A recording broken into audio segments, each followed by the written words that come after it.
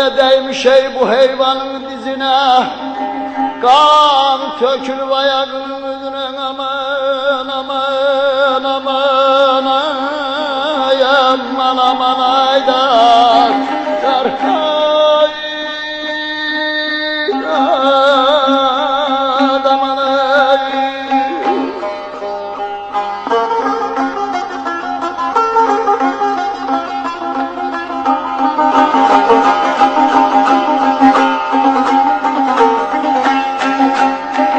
Abala gözlerim okşayır Reyhan Esrim'in gözüne.